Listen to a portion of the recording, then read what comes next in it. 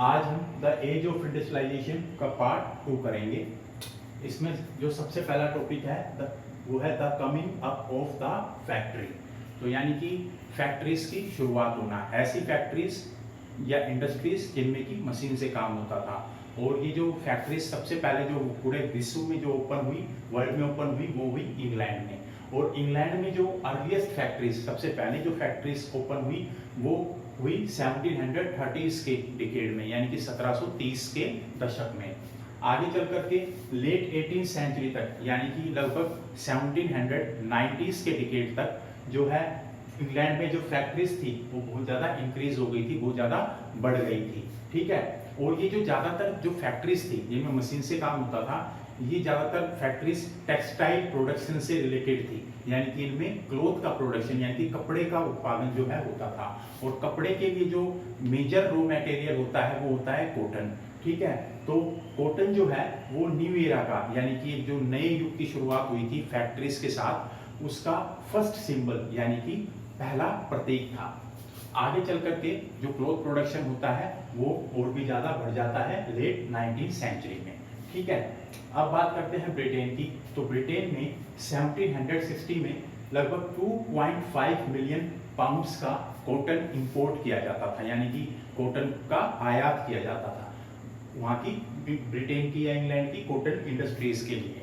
ऊपर ये जो इंपोर्ट है ये लगभग 22 मिलियन पाउंड्स का हो जाता है 1787 तक। ठीक है। तो ये जो दिस इंक्रीज, ये जो बढ़ावा हुआ था, ठीक है, या फिर इंक्रीज हुआ था, ये उसके पीछे कुछ चेंजेस थे, कुछ बदलाव थे प्रोडक्शन प्रोसेस से रिलेटेड, यानी कि जो उत्पादन प्रक्रिया होती है उससे संबंधित कुछ बदलाव हुए। वो बदलाव कुछ सीरीज ऑफ इन्वेंशन यानी कि कुछ आविष्कार हुए, उनकी वजह से हुए। ठीक है। 18th सेंचुरी में, 18वीं शताब्दी में। ठीक है। जिससे कि जो प्रोडक्शन प्रोसेस थी, यानी कि जो उत्पादन प्रक्रिया थी, ईच स्टेप की, यानी कि हर जो कदम की जो उत्पादन प्रक्रिया थी उसकी कैपेसिटी, यानी कि उसकी जो क्षमता है वो बहुत ज़्यादा बढ़ गई थी। जैसे कि कार्डिंग, ट्विस्टिंग, स्पिनिंग, रोलिंग, इनकी जो है कैपेसिटी यानी कि जो बहुत ज़्यादा जो है बढ़ गई थी इन्वेंशंस की वजह से। ठीक है। और इसकी वजह से पर वर्कर आउटपुट, यानी कि पर वर्कर आउटपुट, जहां पहले एक वर्कर सिर्फ 2 ही बंडल बना पा रहा था, अब 5 बंडल बनाने लग गया था। वो कैसे? क्योंकि मशीन्स में बहुत ज़्यादा इन्वेंशंस होने लग गया था, बहुत ज़्यादा इंप्रूवमेंट होने लग गया था। ठीक है। तो पर वर्कर जो आउटपुट है वो बहुत ज़्यादा इंक्रीज हो गया था, बढ़ गया था। ठीक है। प्रोडक्शन इंक्रीज हो गया था। और साथ में इन इन्वेंशंस की वजह से, इन आविष्कारों की वजह से जो थ्रेड थी और यार्न था, यानी कि जो धागा था, वो भी बहुत ज़्यादा स्ट्रॉन्ग, बहुत ज़्यादा मजबूत बनने लगा था। ठीक है। आगे चलते हैं। अब बात करते हैं रिचर्ड आर्कराइट की, यानी कि ये बहुत ही फेमस इन्वेंटर थे, यानी कि इन्होंने क्रिएट की थी, बनाई थी कॉटन मिल।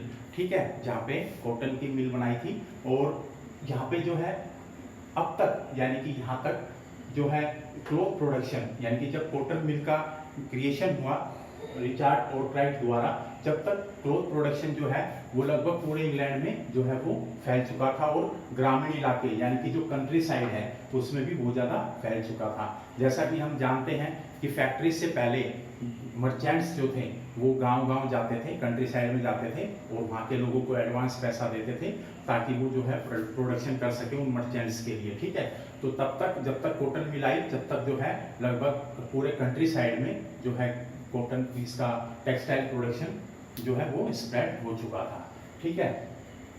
अब क्या हुआ कि इसके बाद में जो बड़े बड़े इंडस्ट्रीज थे उन्होंने क्या किया, कॉस्टली न्यू मशीन्स खरीदना शुरू कर दिया, यानी कि जो महंगी महंगी नई मशीनें जो इन्वेंट हो रही थी उनको खरीदना शुरू कर दिया था और स्थापित करना शुरू कर दिया था अपनी फैक्ट्रीज में, अपनी इंडस्ट्रीज में। और साथ में उनको मेंटेन भी करने लगे, यानी कि जो ये थी मशीन्स थी इनकी जो है रख रखाव भी करने लगे। इससे कुछ फायदे हुए। फायदे ये हुए कि सारी की सारी जो प्रोसेसेस थी, यानी कि जितनी भी प्रक्रियाएं थी उत्पादन से संबंधित, यानी कि कहीं पे कपड़ा सुखाया जाता है, कहीं पे डाई किया जाता है, कहीं पे जो है उसकी गंदगी, जो भी डर्ट होता है उसको निकाला जाता है। जो अलग अलग चीज़ें थी जो पहले अलग अलग जगह पे होती थी, अब सारी की सारी जगह एक मील के अंदर या एक फैक्ट्री के नीचे ही जो है होने लग गई। यानी कि सारी की सारी प्रोसेस और मैनेजमेंट यानी कि प्रबंधन भी जो है अंडर वन रूफ, एक ही छत के नीचे जो है वो होने लग गया था।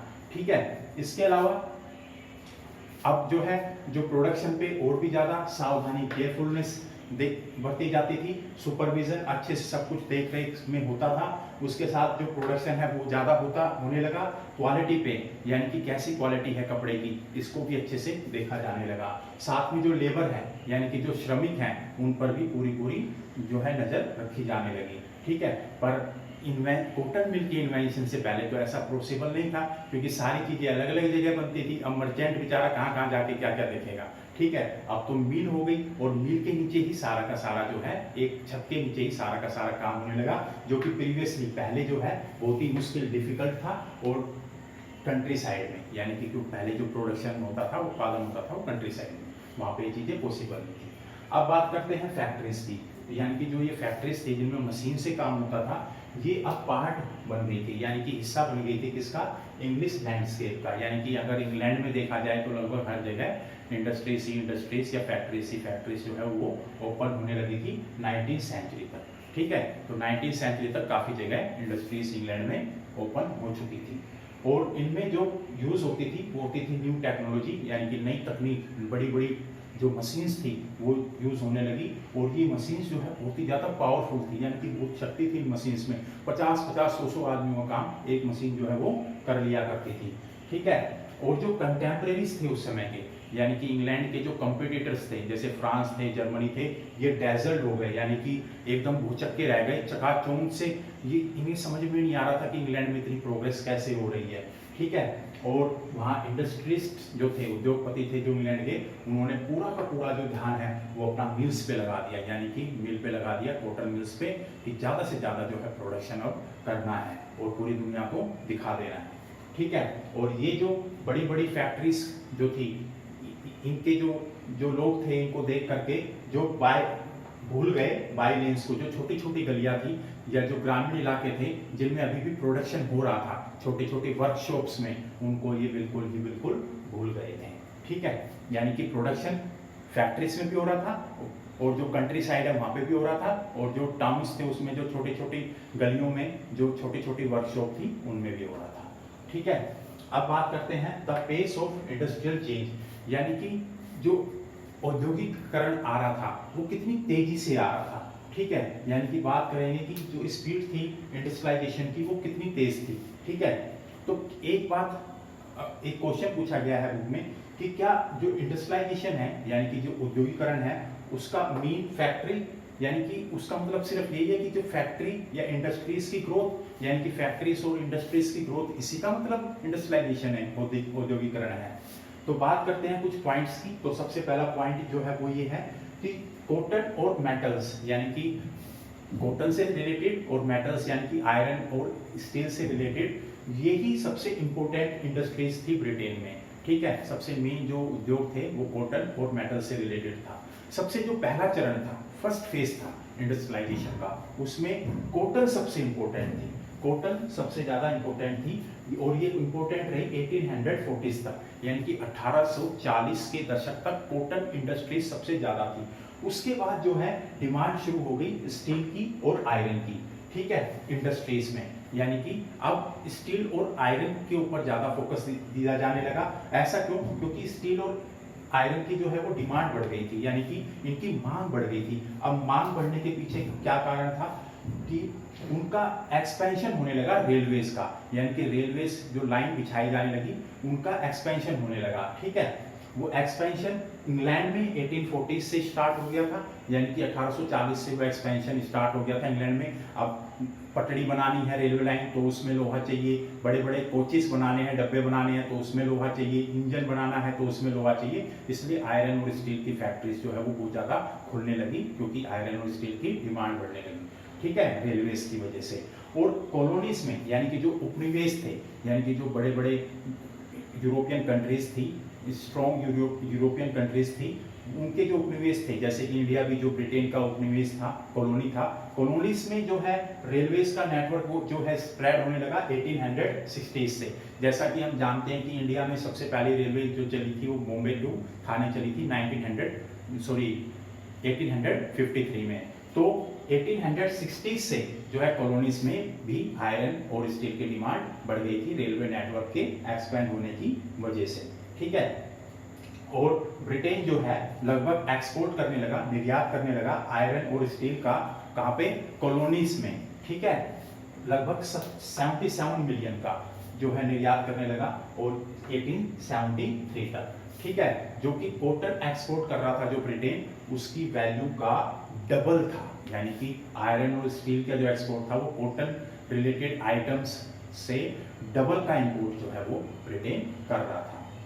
अब बात करते हैं सेकंड रीजन की, तो जो सेकंड पॉइंट की, तो जो न्यू इंडस्ट्रीज यानी कि जो नए नए उद्योग लगे हुए थे, जो स्टार्ट हुए थे, फैक्ट्री से स्टार्ट हुई थी, उन्होंने डिस्प्लेस यानी कि उन्होंने खत्म या विस्थापित नहीं किया इनको कन्वेंशनल इंडस्ट्रीज को, यानी कि जो परंपरागत उद्योग चल रहे थे शुरू से, ठीक है, वो खत्म नहीं हुए। हालांकि औद्योगिकरण आ गया था, फैक्ट्रीज आ गई थी, मशीन्स आ गई थी, पर जो परंपरागत छोटे मोटे उद्योग चलते थे कंट्री साइड में या टाउन्स में, वो अभी भी चल रहे थे एज इट इज। और इन उद्योगों में इवन 19वीं सेंचुरी में यानी कि 19वीं सदी के अंत तक, एंड तक, इन उद्योगों में यानी कि इन ट्रेडिशनल या कन्वेंशनल इंडस्ट्रीज में लगभग टोटल वर्कफोर्स यानी जितने भी श्रमिक थे इंग्लैंड में उस समय के, उसके क्या नाम है 20% जो है लोग टोटल फोर्स का 80% लोग इनमें जो कन्वेंशनल इंडस्ट्रीज थी इनमें काम कर रहे थे 80%, और 20% से भी कम या 20% हम कहें वो काम कर रहे थे जो टेक्नोलॉजिकल डेवलप्ड इंडस्ट्रीज थी, इंडस्ट्रियल सेक्टर्स थे। यानी कि फैक्ट्रीज की बात करें तो उनमें सिर्फ 20% लोग काम कर रहे थे, और कन्वेंशनल इंडस्ट्रीज की बात करें तो लगभग 80% लोग इन परंपरागत उद्योगों में काम कर रहे थे जो ग्रामीण इलाकों में स्थित थे। अब बात करते हैं टेक्सटाइल्स की, यानी कि तो टेक्सटाइल्स एक बहुत डायनेमिक सेक्टर था, यानी कि टेक्सटाइल सेक्टर में बहुत ज़्यादा इन्वेंशन होते हैं, नई नई मशीन्स आती हैं, उनमें अपग्रेडेशन होते हैं, इम्प्रूवमेंट होते हैं, ठीक है। पर फिर भी जो प्रोडक्शन होता था टेक्सटाइल्स का, वस्त्रों का जो प्रोडक्शन उत्पादन होता था, उसका बहुत बड़ा हिस्सा, लार्ज पोर्शन, बहुत बड़ा हिस्सा अभी भी फैक्ट्रीज में नहीं बन रहा था, फैक्ट्रीज में नहीं प्रोड्यूस हो रहा था। ये अभी भी आउटसाइड यानी कि फैक्ट्रीज के बाहर डोमेस्टिक यूनिट्स यानी कि जो ग्रामीण इलाके हैं या छोटे मोटे घरों के अंदर जो लोगों ने, गरीब लोगों ने जो छोटे मोटे उद्योग लगा रखे थे, उनमें हो रहा था अभी भी सूती वस्त्रों का जो है उत्पादन या फिर टेक्सटाइल्स का उत्पादन, ठीक है। अब थर्ड पॉइंट पे आते हैं, तो मेटल और कॉटन इंडस्ट्रीज यानी कि जो कॉटन से रिलेटेड इंडस्ट्रीज थी और जो मेटल से रिलेटेड इंडस्ट्रीज थी, ये सारी की सारी जो है स्टीम पावर्ड मशीन से चलती थी, यानी कि जो भाप की जो मशीन है, जो स्टीम से, भाप से जो चलती है, उनसे जो पावर मिलती है उनसे प्रोडक्शन होता था, ठीक है।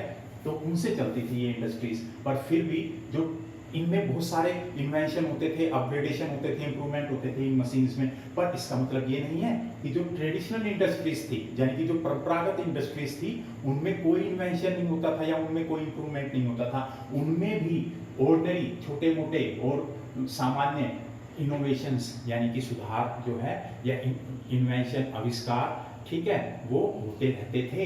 इनमें भी यानी कि जो परंपरागत उद्योग थे उनमें भी आविष्कार हो रहे थे, उनमें भी ग्रोथ हो रही थी। और जो नॉन मैकेनाइज्ड सेक्टर थे यानी कि ऐसे सेक्टर्स जिनमें मशीन्स का यूज नहीं होता था, जैसे कि फूड प्रोसेसिंग का यानी कि खाद्य संबंधित जो उद्योग थे उनका, पोल्ट्री का यानी कि जो मिट्टी के जो बर्तन बनते थे उनसे संबंधित उद्योग थे, टैनिंग यानी कि चमड़े से संबंधित जो उद्योग थे, उस ग्लास वर्क, कांच से संबंधित जो उद्योग थे, फर्नीचर से संबंधित जो उद्योग थे, और प्रोडक्शन ऑफ इम्प्लीमेंट्स यानी कि छोटे मोटे जो टूल्स या औजार संबंधी उद्योग थे, इनमें अभी भी इनोवेशंस हो रहे थे, सुधार हो रहे थे, इन्वेंशंस हो रहे थे और प्रोडक्शन भी अच्छे से हो रहा था। यानी कि फैक्ट्रीज तो खुल गई थी, मशीन्स भी काम कर रही थी फैक्ट्रीज में, और जो मशीन्स थी वो बहुत ज़्यादा एफिशिएंट थी, पर इसका मतलब ये नहीं था जो कन्वेंशनल इंडस्ट्रीज थी या ट्रेडिशनल इंडस्ट्रीज थी उनमें इंप्रूवमेंट नहीं हो रहे थे, उनमें भी इंप्रूवमेंट हो रहे थे और उनमें बहुत ज़्यादा प्रोडक्शन हो रहा था, ठीक है। अब आते हैं फोर्थ जो पॉइंट है उस पर, तो जो जो टेक्नोलॉजिकल चेंजेस थे, यानी कि तकनीक से संबंधित जो बदलाव थे, वो इंडस्ट्रीज में, उद्योगों में, यानी कि फैक्ट्रीज में बहुत स्लोली हो रहे थे, बहुत धीरे धीरे हो रहे थे, ठीक है। और ये जो टेक्नोलॉजी है ये भी बहुत स्लो स्प्रेड, यानी कि बहुत धीरे धीरे जो है विस्तार हो रहा था, बहुत धीरे धीरे जो है फैल रही थी। उसके पीछे कारण था, वो कारण ये था कि जो ये नई टेक्नोलॉजी थी, यानी कि जो नई नई मशीन्स थी, ये बहुत कॉस्टली थी, यानी कि ये बहुत महंगी मिलती थी, इनको खरीदने वाले के पास बहुत ज़्यादा पैसा होना जरूरी था, ठीक है। उसके बाद दूसरा पॉइंट ये है कि जो मर्चेंट्स और इंडस्ट्रियलिस्ट, यानी कि जो व्यापारी थे या साहूकार थे और जो उद्योगपति थे, ये बहुत कोशिश थे, यानी कि बहुत सावधानी बरतते थे इन मशीन्स को यूज करने में, यानी कि इनको प्रयोग करने में या इनको खरीदने में, ठीक है। क्योंकि एक बार अगर आपने मशीन खरीद ली, एक मशीन आपने खरीद ली, तो उसका अगर और वो खराब हो गई गलती से, तो उसका रिपेयरिंग करवाना, यानी उसको ठीक करवाना बहुत ही एक्सपेंसिव था, बहुत ही महंगा साबित हो सकता था, इसलिए जल्दी से कोई मशीन खरीदता नहीं था। दूसरा रीजन ये था कि जो मशीन्स थी वो इतनी इफेक्टिव नहीं थी, यानी कि इतनी अच्छी नहीं थी जितने उनके इन्वेंटर्स, यानी कि जो इनका आविष्कार करते थे जो लोग, और जो इनके मैन्युफैक्चरर्स, जो इनको मैन्युफैक्चर करते थे इन मशीन्स को, वो क्लेम करते थे। यानी कि जो इन्वेंटर्स थे और जो मैन्युफैक्चरर्स थे वो बड़े बड़े बातें करते थे अपने मशीन्स के बारे में, पर उनकी मशीन्स इतनी अच्छी नहीं थी, इसलिए जल्दी से जो इंडस्ट्रीज थे, बड़े बड़े उद्योगपति थे, जल्दी से इन मशीन्स को इन कारणों से नहीं खरीदते थे, ठीक है। अब बात करते हैं स्टीम इंजन की, भाप इंजन की। तो भाप इंजन का जो आविष्कार किया था वो किया था जेम्स वॉट ने, जो जैसा कि हम सभी जानते हैं, और इसको इम्प्रूव किया, इस स्टीम इंजन पे कुछ सुधार किया, वो किसने किया? न्यूकोमन ने किया। और न्यूकोमन ने 1781 में इसका पेटेंट करवा लिया, ठीक है, इसको रजिस्टर करवा लिया कि भाई मेरे नाम है ये आविष्कार, ठीक है। उसके बाद इस जो न्यूकोमन के फ्रेंड थे, ठीक है, जो कि एक उद्योगपति थे, इंडस्ट्रियलिस्ट थे, जिनका नाम था मैथ्यू बोल्डन, इन्होंने ये जो नया इम्प्रूव्ड स्टीम इंजन था, जिसको इम्प्रूव न्यूकोमन ने किया था, इसको मैन्युफैक्चर करना शुरू कर दिया, इसका उत्पादन करना शुरू कर दिया। और इस न्यू मॉडल को, यानी कि इस मैथ्यू बोल्टन ने जो नया मॉडल बनाया था स्टीम इंजन का, इसको कुड नॉट बायर्स, यानी कि इसको खरीदार नहीं मिले बेचारे को 4 इयर्स तक, काफी सालों तक इस इंजन को किसी ने भी नहीं खरीदा था। शायद बहुत महंगा था ये इंजन, और शायद लोगों को लगा कि एक बार खराब हो गया तो इसमें भी अगर हम सुधार करवाएंगे या सही करवाएंगे तो बहुत ज़्यादा पैसा हमें लगाना पड़ेगा, ठीक है। तो देखते हैं जो 19वीं सेंचुरी, यानी कि 19वीं सदी की बिगिनिंग में, शुरुआत में इंग्लैंड में टोटल 321 स्टीम इंजन थे, सिर्फ 321 स्टीम इंजन, ठीक है, जिसमें से कि जो 80 थे वो तो थे कॉटन इंडस्ट्रीज में, कॉटन रिलेटेड इंडस्ट्रीज में थे, 9 थे वो वूल इंडस्ट्रीज में, यानी कि ऊनी वस्त्र उद्योग में सिर्फ 9, बाकी जो बचे वो थे माइनिंग में, खनन संबंधी उद्योगों में, आयरन वर्क्स, लोह संबंधी उद्योगों में, और कैनल वर्क्स, यानी कि जो सिंचाई संबंधी उद्योगों में ही सिर्फ ये इंजन थे। इसके अलावा steam engine not in use किसी भी दूसरी इंडस्ट्री में काम नहीं कर रहे थे, यानी कि सिर्फ इन गिनी चुनी इंडस्ट्रीज में ही काम हो रहा था स्टीम इंजन का, यानी कि स्टीम इंजन इतना ज़्यादा स्प्रेड नहीं हुआ था अभी भी, ठीक है। उसके बाद बात करते हैं कि much later in the 19th century technology steam engine productivity adopted, यानी कि काफ़ी सालों के बाद जो है 19वीं सेंचुरी में जाकर के लोगों को थोड़ा बहुत समझ में आया, लोगों को थोड़ा बहुत विश्वास हुआ इस स्टीम इंजन के ऊपर, और लोगों ने जो है फिर धीरे धीरे, या फिर उद्योगपतियों ने धीरे धीरे इनको खरीदना शुरू कर दिया, स्लोली इंडस्ट्रीज ने, उद्योगपतियों ने इसको खरीदना शुरू कर दिया।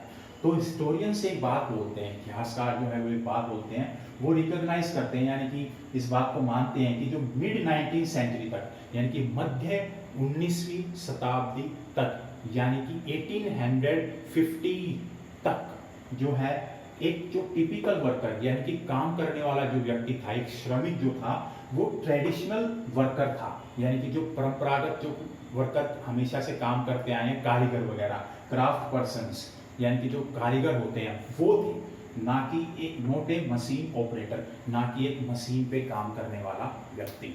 यानी कि हम कह सकते हैं कि 1850 तक हालांकि फैक्ट्रीज आ गई थी, मशीन्स आ गई थी, पर फिर भी ज़्यादातर जो वर्कर काम कर रहे थे वो ट्रेडिशनल इंडस्ट्रीज में और कन्वेंशनल इंडस्ट्रीज में, ग्रामीण इलाकों में, यानी कि कंट्री साइड में काम कर रहे थे, ना कि फैक्ट्रीज में काम कर रहे थे। इसीलिए हिस्टोरियंस ने जो है एक टिपिकल वर्कर को मिड 19th सेंचुरी तक एक ट्रेडिशनल वर्कर और क्राफ्ट पर्सन बताया है, ना कि एक मशीन ऑपरेटर। तो हमने देखा कि कैसे इंडस्ट्रियलाइजेशन शुरुआत हुई, फैक्ट्री आई, उसके बाद कैसे जो है कॉटन का प्रोडक्शन, जो कॉटन का इंपोर्ट कैसे बढ़ा, उसके बाद कैसे जो है फैक्ट्रीज बहुत ज़्यादा इंक्रीज हो गई इंग्लैंड के अंदर, कैसे जो है उसके बाद शुरुआत में जो है कॉटन मेजर इंडस्ट्री थी फर्स्ट फेज में, पहले चरण में, उसके बाद कैसे स्टील और आयरन की जो है डिमांड बढ़ गई बहुत ज़्यादा रेलवेज के एक्सपेंशन की वजह से। उसके बाद हमने देखा कि इंडस्ट्रीज या फैक्ट्रीज आने के बाद भी 80% लोग जो है अभी भी परंपरागत उद्योगों में काम कर रहे थे। उसके बाद हमने देखा कि कैसे स्टीम इंजन आया और स्टीम इंजन पे कैसे इंप्रूव किया कॉमन ने, क्यों उसका कोई भी इंजन नहीं खरीद रहा था, ठीक है। उसके बाद हमने ये देखा कि जो धीरे धीरे लोगों ने जो है स्टीम इंजन को अपनाना शुरू कर दिया, और हिस्टोरियंस ने जो है मिड 19th सेंचुरी तक जो टिपिकल वर्कर जो माना है वो एक जो है ट्रेडिशनल वर्कर है, उसको माना है, क्राफ्ट पर्सन को माना है, ना कि एक मशीन ऑपरेटर को। हमने ये भी देखा कि क्यों शुरुआत में लोग जो है बड़ी बड़ी मशीनें नहीं खरीदना चाहते थे, क्योंकि उनका रिपेयरिंग बहुत महंगी थी और उनकी जो एफिशिएंसी जो उनके इन्वेंटर और मैन्युफैक्चरर क्लेम करते थे वो नहीं थी। होप कि आपको समझ में आया होगा। कोई प्रॉब्लम हो तो ज़रूर कमेंट बॉक्स में ज़रूर लिखिएगा। Thank you very much.